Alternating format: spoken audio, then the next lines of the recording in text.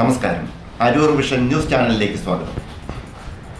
പരിപാലന പാലിയേറ്റീവ് കെയറിൻ്റെയും തൃശൂർ ഹെയർ ബാങ്കിൻ്റെയും സംയുക്ത ആഭിമുഖ്യത്തിൽ ക്യാൻസർ രോഗികൾക്കായി കേശദാനം സംഘടിപ്പിച്ചു. വാർത്തകൾ വിശദമായി.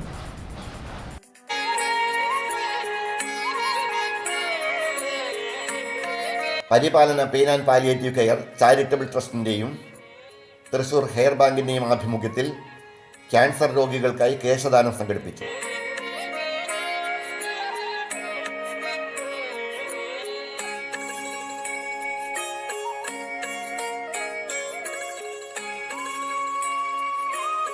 Aroor saint Augustine's LP school ഹാളിൽ നടന്ന ചടങ്ങ് അരൂർ MLA ദിലീപ് ജോജോ ഉദ്ഘാടനം ചെയ്തു.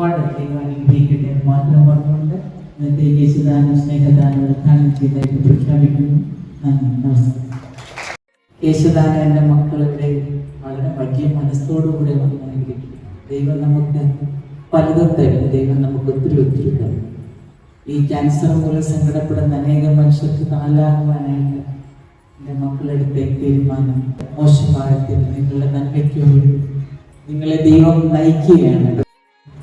അതിന് പകരം നിങ്ങൾക്ക് ചെയ്യാൻ പറ്റുന്ന ഏറ്റവും വലിയ പുണ്യമാണ് നിങ്ങൾ ചെയ്യാൻ പോകുന്നത്. കാരണം മുടിയെന്ന് പറഞ്ഞാൽ ഒരു സ്ത്രീയെ സംബന്ധിച്ച് അവളുടെ കണ്ണുകളും മൂക്കും കൈകളും കാലുകളും ഒക്കെ പോലെ തന്നെയാണ്. ഈ സ്ത്രീ ഏറ്റവും കൂടുതൽ ഇഷ്ടപ്പെടുന്നത് കേശം മുടിയെ ഇഷ്ടപ്പെടുന്നവരാണ്. പുതിയ സ്ത്രീകളെല്ലാവരും തന്നെ ഞാനൊക്കെ ഒത്തിരി സ്നേഹിക്കുന്നതാണ് മുടി. ഇത്ര നല്ലവരാണെങ്കിൽ നിങ്ങൾ ഇത് വന്നിരിക്കുന്ന ഓരോരുത്തരും. പരിപാലന പ്രസിഡന്റ് സേവ്യർ പോത്തമ്പള്ളി അധ്യക്ഷത വഹിച്ചു. തലമുടി കൊണ്ട് തന്നെ അത് ഉണ്ടാക്കി അവർക്ക് ഫ്രീ ആയിട്ട് കൊടുക്കുവാനുള്ളതാണ്. അതിന് മുന്നിട്ടിറങ്ങിയ വ്യക്തിയാണ് നമ്മൾ മുന്നിലിരിക്കുന്ന Abi. Paripalana palliative trust member Lalitha George സ്വാഗതം ആശംസിച്ചു.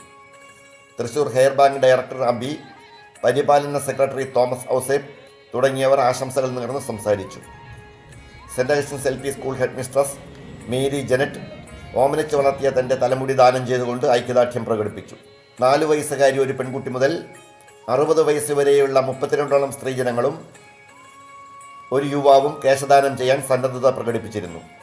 4 വയസ്സുകാരി മോനിക്കയും അരൂർ സ്വദേശിയായ ജിൻസൺ എന്ന യുവാവും കേശദാനത്തിനായി മുന്നോട്ട് വന്നത് ഏറെ ശ്രദ്ധ ആകർഷിച്ചു.